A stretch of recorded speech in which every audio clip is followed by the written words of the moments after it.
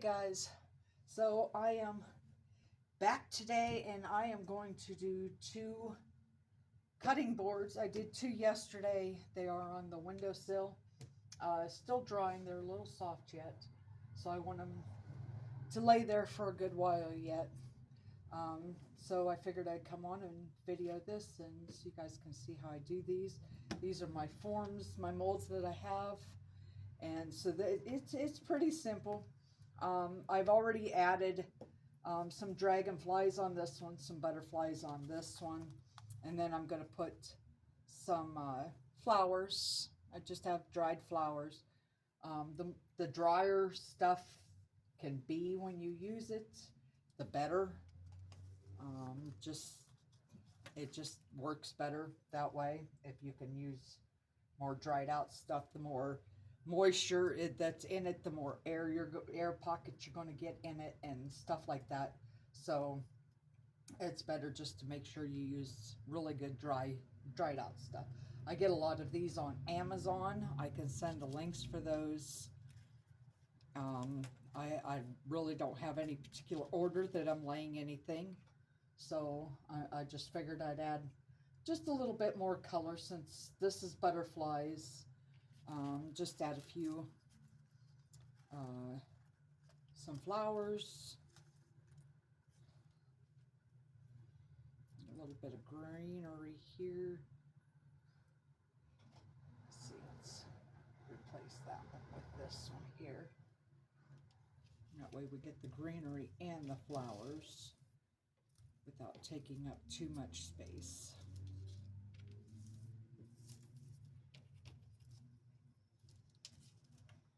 Okay, that one to the side. And then this one, since it's dragonflies, we're just going to add just some greenery to it. Nothing real fancy schmancy. So just things that they would normally buzz around, I guess. And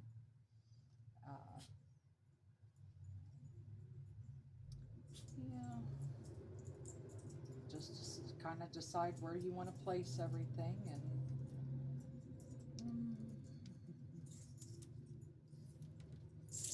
I like that they put a few different shades of things in the packets where I get them, and just kind of puts a little bit more color into your pieces.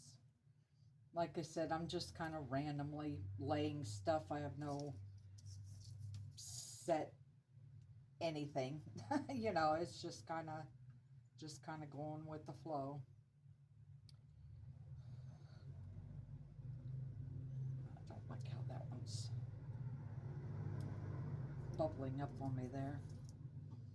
So kind of use that there. Try to keep things as flat as I can, just because it's easier for me. I'm not good with readjusting things once it's poured in there.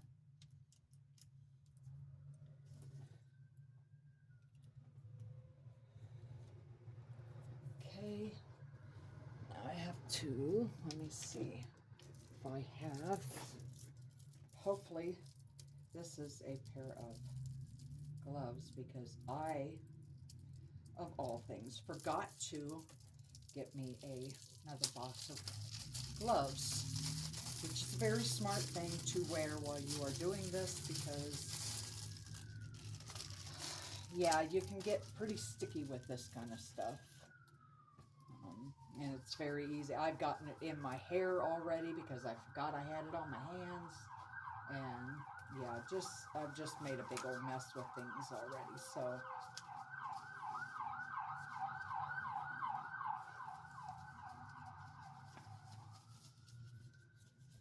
okay, now we're going to grab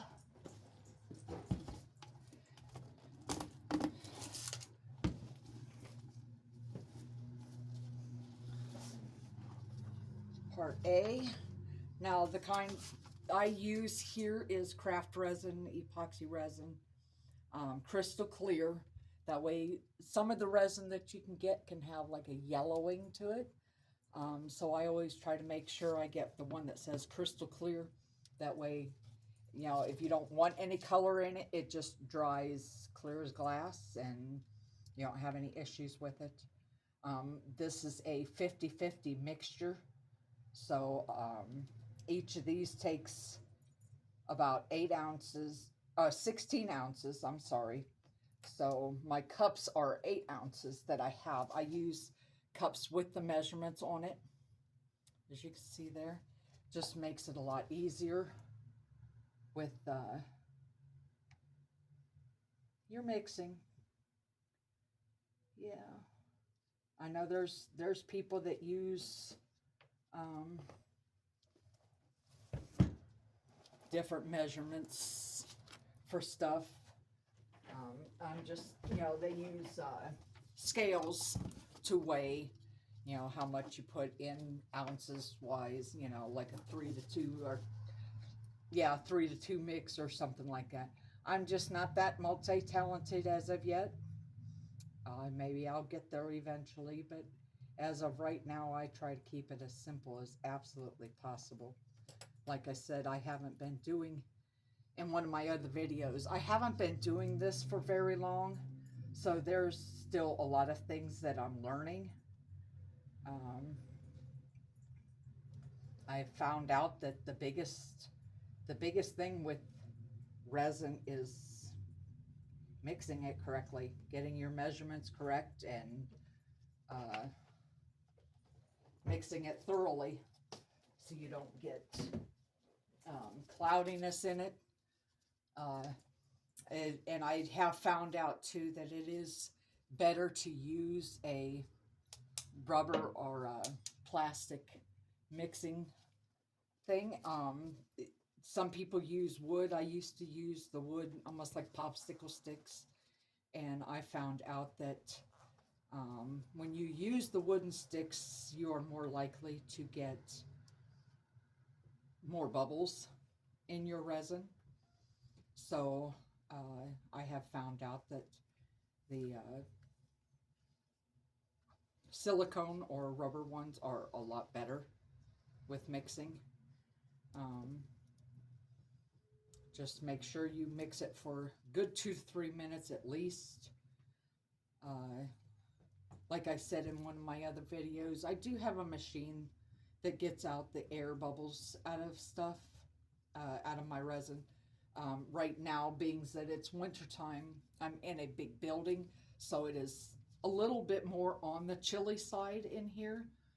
So it seems to not draw out my air bubbles like I need it to.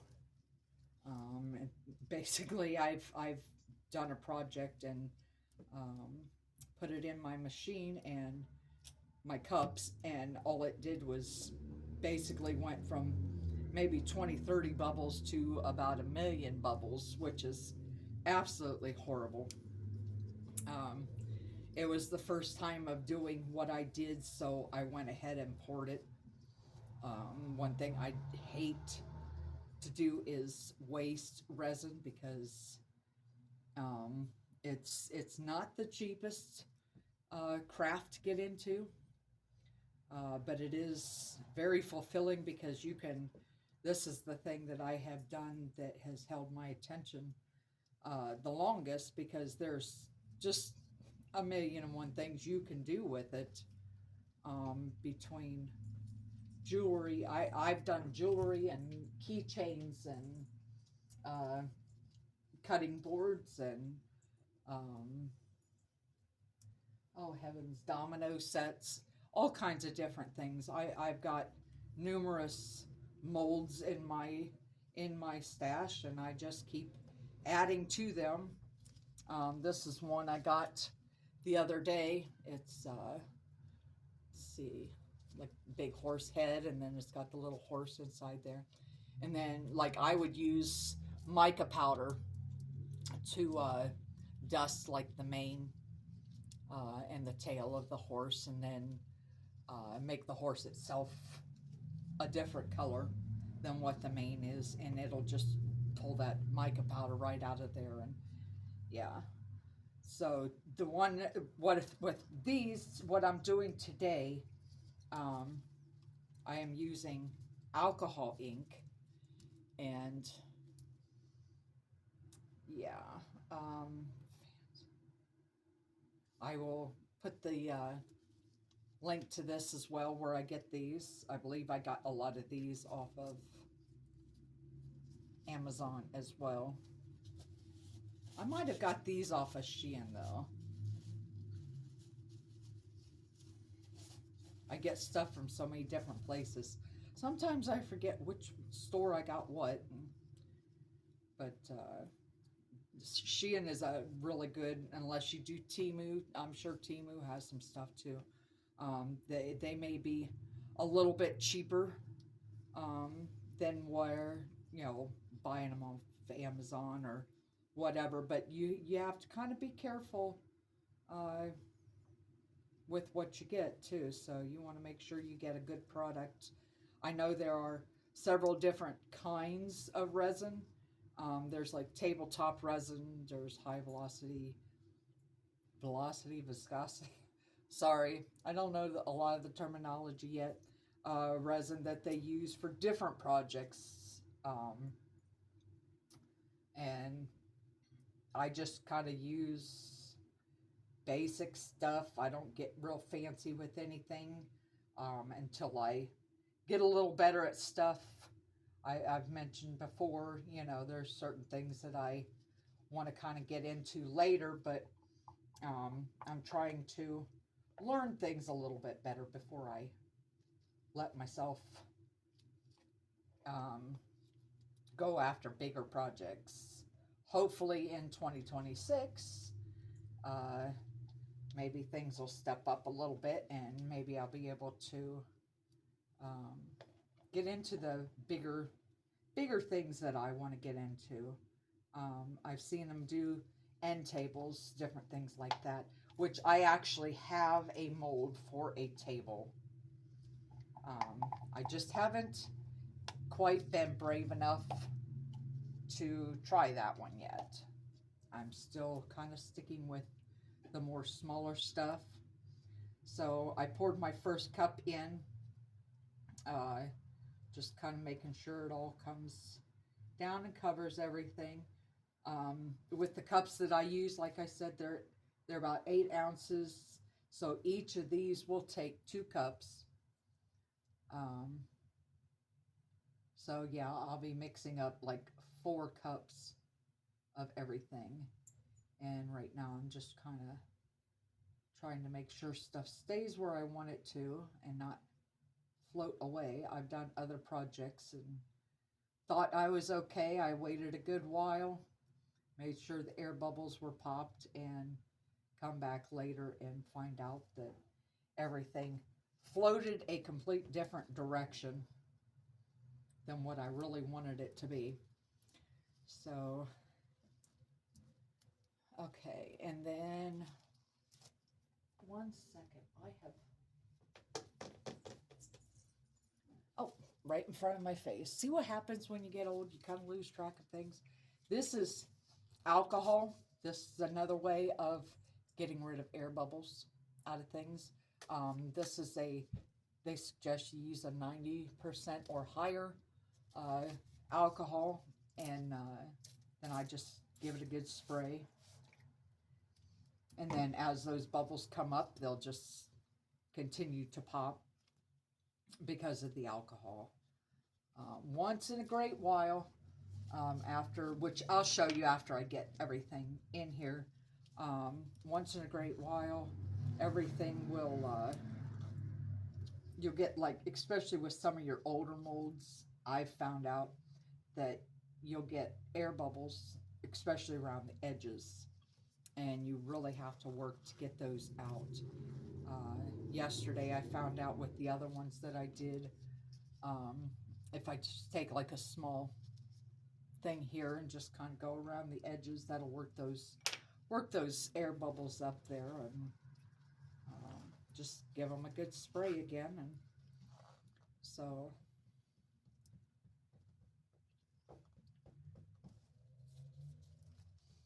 trying to keep talking here while I'm doing this. Don't want you guys to all get bored. There's times that, you know, you can add so many different things. Like I said, I use, for me, mainly when I started out, I used more like acrylic paint to color my resin. But then I got into more like the alcohol ink and the mica powders. The alcohol ink I found, for me so far with things that I've done, gives you more of a, unless you use a whopper amount of it, gives you more of a, gives you good color, but more of a clearness to it. The mica powder gives you more of a solid color. If anybody has found out different with their stuff, please, you can put it in the comments. I have no problem with that. So, yeah, we're just giving it a good stir here. Then I add like 2-3 drops of the alcohol ink. It's just all a matter of how dark you want it. That's completely up to you. Whenever you first get started with resin, you're going to make a lot of mistakes. I know I did. I think a lot of people do. I think people that have been in it, I've watched a lot of videos, people that I know have been doing this for a good long time, and they said that they still make mistakes. So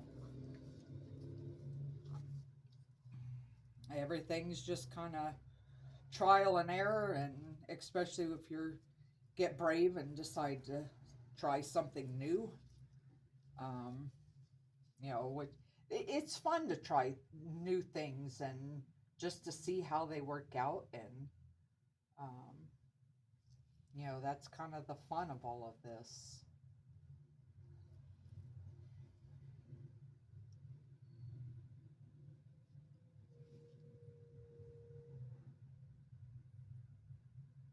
But yeah, usually the slower you can mix this, the better.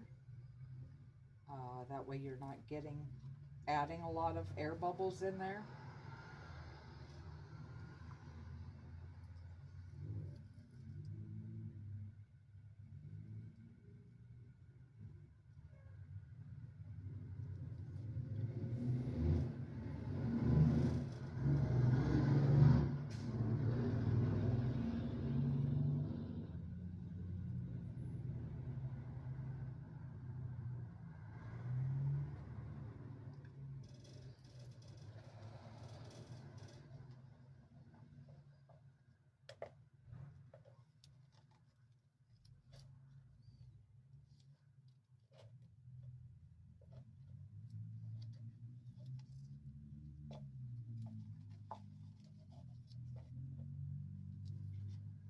Now, some people will tell you don't scrape your stuff because that too can add air bubbles. I've never really had that big of an issue with that. So I just don't like wasting stuff. I'm going to kind of prop that up a little bit like I did yesterday. For some reason, I need to put a level on my desk here because I'm not quite sure this is completely level.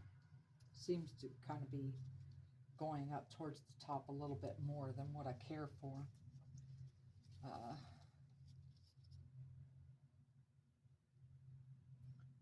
yeah, just trying to readjust things that wanted to move on me as I was pouring it. This kind of helps release those bubbles out of there too. Some of the things that you can stick in there, especially plants, different things like that, can still have air bubbles in them. You know, so you just have to kind of, oh, that was a big one. Just kind of work with it.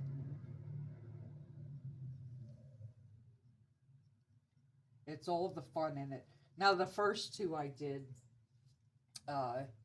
were more sea animals. So, you know, a air bubble here and there really did not hurt that. Just makes it look a little bit more natural, I think, because they're in the ocean, and we all know that there are a lot of bubbles in the ocean. So, yeah, we were good with that one, but not so much with these. I'm trying to kind of get everything away from the edges here so I can give them a good spray down.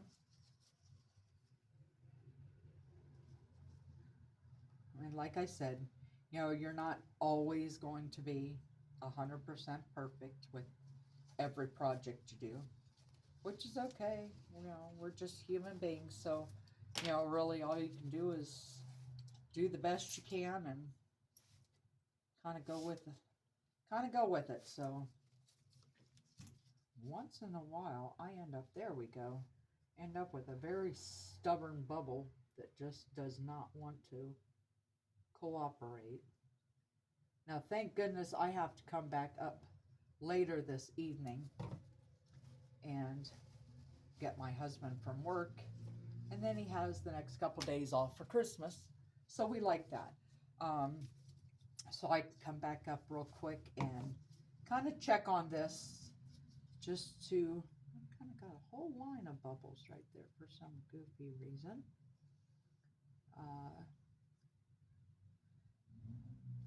Now with the second one, we're going to try something else that I have seen people do. So, okay, we'll just kind of let that settle for a while we mix up our other 2 cups. I try to keep my jugs sitting on a mold that an old mold that I'm not using, just because I don't want it to, if I've missed that it's running down the edge or the side of the jug or something like that, I don't want it to get on their carpets, because this is the Chamber of Commerce, and they have so graciously given me these rooms to use, and so I just don't want to do anything to cause problems with anything. So I'm not going to make you guys sit here and watch me mix up another 2 cups or anything. So I will be right back as soon as I get these 2 mixed up and poured. Okay, my darlings, I've got both of them poured. This one here, I went with more of a pink color. And I kind of tried to do a little bit more like I had done accidentally with one for a very good friend of mine, BOK, BOK Media Life. Check her out, she's awesome. And then she also has BOK Food Freaks. Kind of did a tray for her birthday, and I put like a clear in the center here, and it looked awesome. It wasn't what I was intending to do, but it worked out beautiful. And so I've tried to do the same thing with this one here. I want more, like I said, I want more with a pink because of the flowers and butterflies. While I was doing this, I realized I had messed up, because the first cup that I had mixed, I put purple in it, and I was like, I just don't know that I really want purple in there with the red flowers and stuff like that. I wanted more of a pinkish color. So I ended up, you can see over here, this is like a jewelry box. Yeah, they kind of fit together. This is the handle for the lid. And so I just used the purple for that, and I staggered the colors. I started with a really light purple and poured it in, and as I went, got each one fuller, I just added more purple, so it just got darker and darker um, as it went in, which I've done that with other things. I think it's absolutely beautiful. Uh, I've done that with like fall colors, which is like amazing. Um, I've done it with blue and silver, which is awesome as well. And so yeah, like I said, the doing the resin, it's just so much fun because there's so many things you can do with it. Uh, it's kind of easy, but kind of difficult. I have found to make mistakes, uh, but there's like I'm the type of person that I find the beauty in the mistakes sometimes. So I just tend to work with it, and uh, I actually used to use pieces of slate from ceilings, old pieces of slate, and or from rooftops, and I would put paintings on them and stuff like that. And one of my favorite ones that I did is I had pieces and parts of sand dollars, and sand dollars are actually a live creature. And then, if they come up to the shore and lay there long enough, they'll dry out, it'll die, and you have the shell. There's a few different types of sand dollars, um, but there is actually a Christmas story behind it as well, um, because of the markings on it and everything. It talks about the life and death of Jesus, and uh, then inside of it, if you would break it open, inside of it there is actually little tiny. I guess they say it's like the skeleton um, of the animal inside of it, and they are tiny little doves. I'll try to find one sometime and show you guys. I have all my uh, shells and everything. Let me just take a quick look. I'm not sure that I'll be able to find them because they are a little bit uh, difficult to find.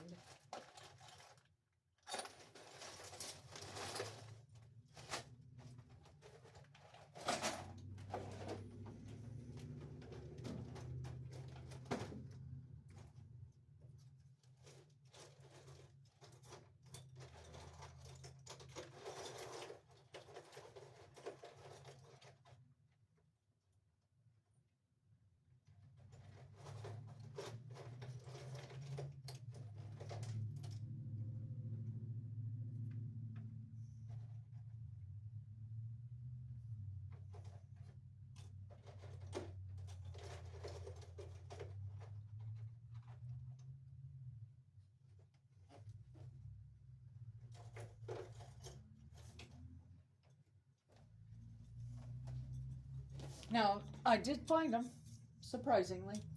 If some people don't know what sand dollars are, these are what sand dollars look like. They are found in the ocean. They are very beautiful. Then you have what they say is the poinsettia on the back of it. If you can see the little etching on the back there. And then you also have smaller versions of it like this. I think they stick with the story a little bit more with the bigger ones, the Christmas story. And then I'm not sure if you can see this. Um, these are, can you see? Especially this one here is a little bit more detailed, a little bit easier to see what it is. You can see actually the little bird. They say it's a dove to represent Christ. So yeah, but I actually did one, and I would up the side of the piece of slate, I would put little broken pieces, and or down the side of the slate. I'm sorry. I started from the top and worked my way down. And the saying on the slate was, when you just when you think that life is falling apart, it may just be falling into place. And as I went down, I got more intact pieces. And then at the very bottom, I put a complete one, um, like this, down at the bottom of it and put it on. And that's whenever, like it says, just when you think life may be falling apart, it may just be falling into place. So, you just got to keep pushing forward with things, keep working with it. If it's something that you really enjoy doing, which, like I said, this seems to, the resin stuff just seems to be that thing that has like really caught my attention. It has held my attention the longest with stuff. And I'm going to say too, I really didn't mention it. I did mention the gloves. They really do suggest that you wear a mask, um, simply because of the fumes of the resin. I am just one that am, and I know people are going to come at me. I get it. I should be doing it for safety's sake. I understand that. But I am just one that it doesn't take much for me to feel like I'm suffocating. So me and anything with masks do not coincide very well.